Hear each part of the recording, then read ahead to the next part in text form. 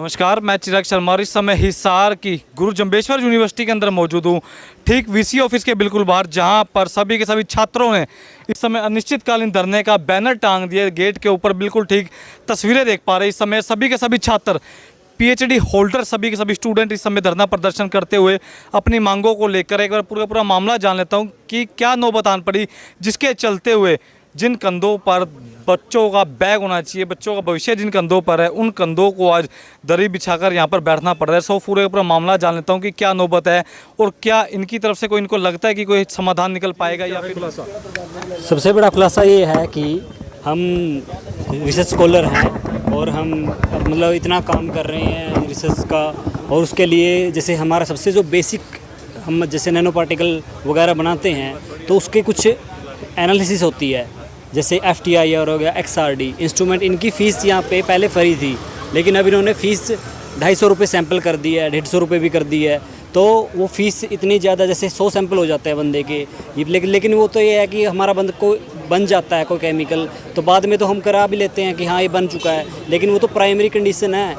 जो basic instrument है उनके पैसे लिए जा रहे हैं। हमने पहले डॉक्टर सर से बात भी की थी, मीटिंग भी हुई थी सभी चेयरपर्सन थे जो डिपार्टमेंट के, उन्होंने हमारा सहयोग भी किया। उन्होंने एक मीटिंग बिठाई जिसमें वीसी सर ने मना कर दिया कि हम इसको कम नहीं करेंगे। और सबसे बड़ी बात है, जो सैम इंस्ट्रूमेंट है उसकी फ़ीस 900 रुपये पर सैंपल है। अगर 900 XRD था जो फिजिक्स इंस्ट्रूमेंट था, फ्री था बिल्कुल फिजिक्स में। जैसे FTI था 1 साल से आ रहा था यहाँ पे, वो बिल्कुल फ्री था, लेकिन अभी इन्होंने चार्जेज लगाए हैं। और जैसे वो बोलते हैं कि बहुत सारे हैं कि ऐसे के ऐसे सैंपल दे देते हैं। रीज़न ये है कि वो ज़्यादा नंबर ऑफ़ सैंपल आ रहे हैं। ये भी तो देखो कि वो रिसर्च भी तो हो रही है ना, ज़्यादा सैंपल आ रहे हैं।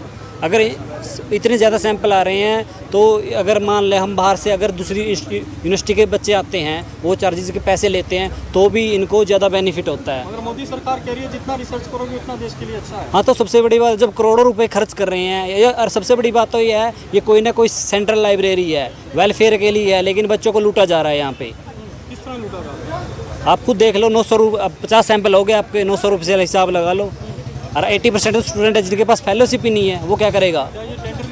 मैं खुद ऐसा हूँ जिन्होंने अब की बार, जैसे पहले कोर्स वर्क की फ़ीस नहीं होती थी, तो इन्होंने कोर्स वर्क के अब जैसे फ़ीस लेनी स्टार्ट करी है। कभी भी बोलते हैं बजट नहीं है, फंड नहीं है डिपार्टमेंट में, कोई कुछ आता है नहीं है। और फ़ीस इन्होंने, जैसे फ़ीस 10,000 रुपये फ़ाइन मैंने खुद दे रखी है, और बहुत सारे बच्चे जिन्होंने दे रखी है। पहले रजिस्ट्रेशन से पहले फ़ीस नहीं ली जाती थी, लेकिन अब फ़ीस पे फ़ीस लिए जा रहे हैं। वीसी सर ने साफ मना कर दिया है। हाँ, क्या कहेंगे आप इस पर? एक्सप्लॉयटेशन कहेंगे? एक्सप्लॉयटेशन है, बच्चे की बर्डन इतना है, मेंटली हरासमेंट किया जा रहा है कि बच्चे रिसर्च करें या इन चीज़ों पे ध्यान दें। अच्छा, सीधी बात ये है कि अब आप बच्चे को लैब का भी चार्ज दें। और सबसे बड़ी बात ये है, कल मैं खुद बैठा था यहाँ पे, रात में इतने बच्चे बैठे हैं, 2 बजे तक तो हमारे बैठ भी नहीं सकते थे हम यहाँ पे। मच्छर इतने हैं, एक दिन बैठ के देखो ना यहाँ पे, हम यहाँ पे ऐसे ही बैठे रहेंगे जब तक हमारी फैसला नहीं हो जाता, हमारे हक में नहीं आता। रवैये को क्या कहेंगे? ये रवैया बिल्कुल वो है कि हाँ, तानाशाही वाला। किसकी तानाशाही? अभी तो वीसी सर की है। वीसी सर की तानाशाही? हाँ, तो वीसी सर, आपका कोई तालमेल दिख नहीं रहा है पीछे। आप देख रहे हैं आपके दोस्त भी बैठे हैं धरने पे, कई बातें आती हैं, कहते हैं कि सुविधा के नाम पे सिर्फ दिखावा है। हाँ, दिखावा है। कागजों में इतना पैसा किया जा रहा है वेस्ट, लेकिन यहाँ पे देखो ना, कुछ भी नहीं हो रहा। एक दिन मान लो किसी की विजिट आ जाती है, अभी गवर्नर आएंगे थोड़े दिन बाद, देख लेना, ऐसे साफ कर देंगे जैसे जीप से साफ किया है। लेकिन हाँ, ऐसा हो जाएगा, ऐसा दिखावा होता है यहाँ पे। तो चलिए मैं पूछता हूँ, आप कौन से, ये सर जवाब दीजिए ना। हाँ सर। कहाँ से हैं, कौन से सब्जेक्ट के हैं? पीएचडी स्कॉलर हैं या मास्टर? मैं रिसर्च स्कॉलर हूँ, इन्वायरमेंटल साइंस डिपार्टमेंट। और सबसे बड़ी बात तो है कि इन्वायरमेंट को ही वो नहीं दे रहे हैं।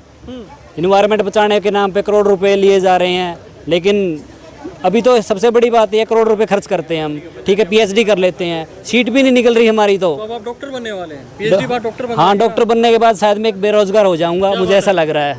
तो कोई नारा एजेंडा भी सेटल कराया क्या आपने? हाँ, हम लड़ेंगे, DHE के धरने पे भी जाएंगे अभी थोड़े दिन बाद, क्योंकि वहाँ भी पोस्ट नहीं निकल रही है, जबकि कोर्सेज सभी चल रहे हैं।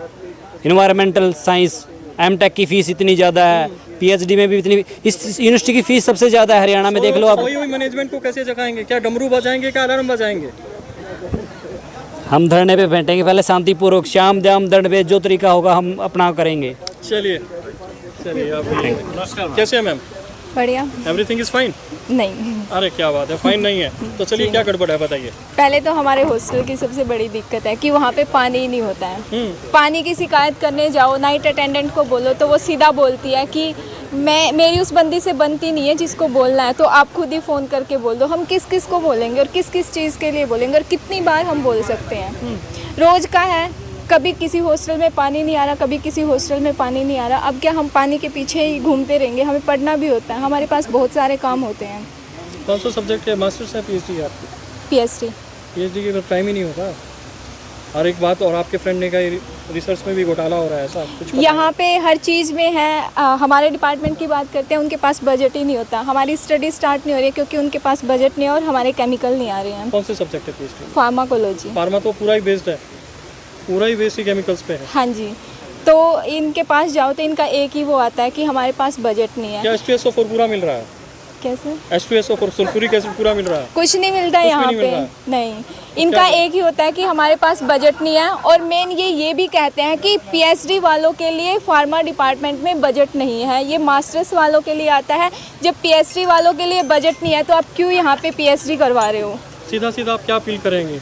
जैसे आपके फ्रेंड ने बताया कि रिसर्च पे भी पैसा देना होता है, जैसे पहले नहीं था। हर चीज़ और के लिए PhD देना की तो पड़ता है हमें। मैं कहूँगा सेकंड भी बहुत कीमती होता है। जी, तो अभी मैनेजमेंट क्या मिसमैनेज दिख रहा है, क्या है? यहाँ पे किसी से बात करो तो वो कुछ कहता ही नहीं है। हम अपने जो चेयरपर्सन है उसके पास जाते हैं तो उसका एक ही मतलब आंसर आता है कि हमारे पास बजट नहीं है, हम कुछ नहीं कर सकते। तो हम क्या करें? हमारे पास स्कॉलरशिप भी नहीं है, हम तो टोटली बेस्ड है यूनिवर्सिटी के कुछ ऊपर। स्टाइपेंड भी मिलता है आपको? नहीं, हमें यहाँ पे जो यूनिवर्सिटी प्रोवाइड करवाती है एक ही। क्या MTH फ्लैट भी मिलता है? कोई ऐसा होता है कि MTH फ्लैट? हाँ जी, यहाँ पे मिलते हैं जो मैरिड हैं। अच्छा, मैरिड को MTH मिलता है? हाँ, क्योंकि हम वहाँ पे वर्किंग में रहते हैं तो हमारे पास वर्किंग हॉस्टल है। ओनली फॉर मैरिड्स रहता है? नहीं, वहाँ पे नहीं, फ्लैट सब तो ओनली रहते फॉर हैं। मैरिड्स रहता है। हाँ, ठीक है, तो आप बताएंगे जो अभी बात चल रही है लैब की बात करते हैं, रिसर्च को लेके कितना प्रॉब्लम आ रहा है? रिसर्च को लेके हमें बहुत दिक्कतें आ रही है यहाँ पे, क्योंकि हमारे पिछले 1 साल से हम केमिकल्स की वेट कर रहे हैं जो कि है नहीं है। अभी बजट आया था, आने से पहले वो ख़त्म भी हो चुका है। वीसी साहब क्या कह रहे हैं? वीसी कुछ नहीं कहते यहाँ पे,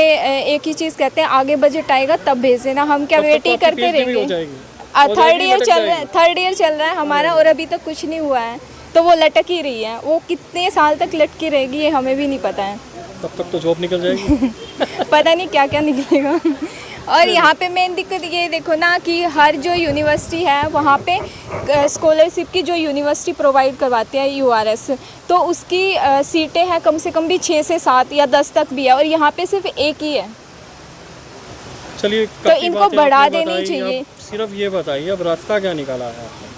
अभी तो सिर्फ बैठे बैठेंगे हैं। या कुछ और भी? नहीं, हम अपनी प्रॉब्लम्स का शांतिपूर्वक धरना करेंगे। सॉल्यूशन करवा के ही जाएंगे यहाँ से। चलिए ऑल दी बेस्ट। एक बार नाम और बता दीजिए आपका, क्लास PhD कहाँ से है, ताकि जो दर्शक देख रहे हैं उनको पता लगे बेरोजगारी कितनी बढ़ जाएगी, बता दीजिए। PhD department, I am from, sorry, PhD in pharmacology, myself Pinky। चलिए, थैंक यू सो मच।